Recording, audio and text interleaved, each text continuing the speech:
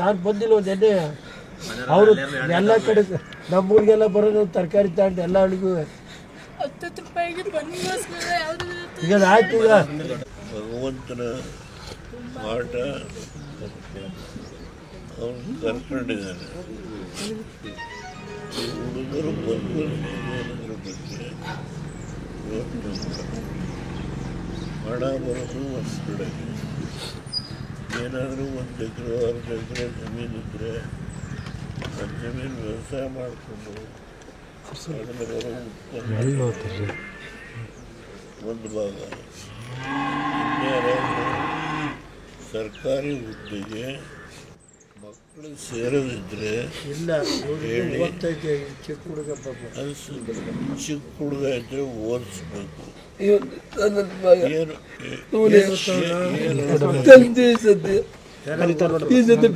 ಒಳ್ಳೆ ಬ್ರಿಲಿಯಂಟ್ ಅದಕ್ಕೆ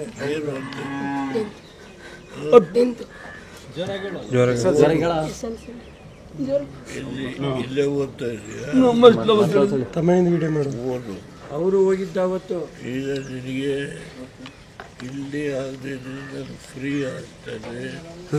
ಊಟ ತಿಂಡಿ ಓದಿಸೋದು ಎಲ್ಲ ವ್ಯವಸ್ಥೆನ ಮಾಡಿಸ್ಕೊಡ್ತೀನಿ ನಾನು. ಅಂದರೆ ಇಲ್ಲ ಅಲ್ಲ, ಹಾಸನದಲ್ಲಾದರೂ ಆಗ್ಬೋದು, ಆರೋಗ್ಯ ಸಂಸ್ಥಾನದಲ್ಲಿ ಒಕ್ಕಟ್ಟಾಗಿ ಓದಿಸ್ಕೊಡೋ ಕೆಲಸ ಮಾಡಿಸ್ಕೊಡ್ತೀನಿ.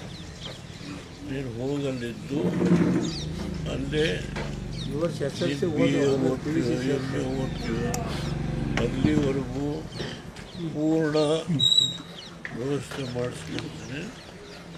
ನೀವು ಓದಕ್ಕೆ ತಯಾರಾಗಬೇಕು. ಓದು, ಮುಂದೆ ಬೆಳಿತೀಯ.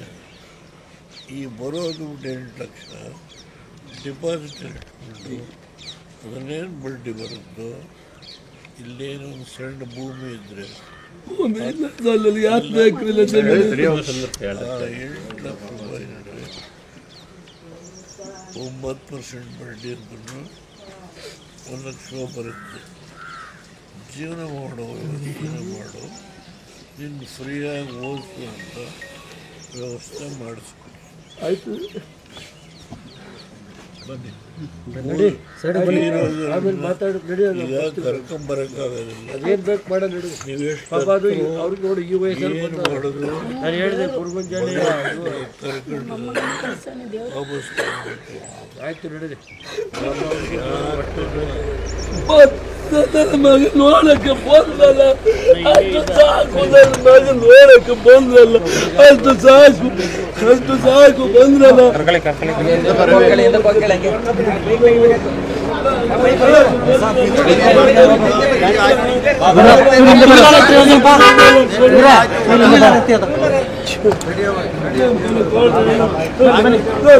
ಅಣ್ಣ ಇರ್ತಾರೆ ಮಾಡ್ಕೊಡ್ತಾರೆ.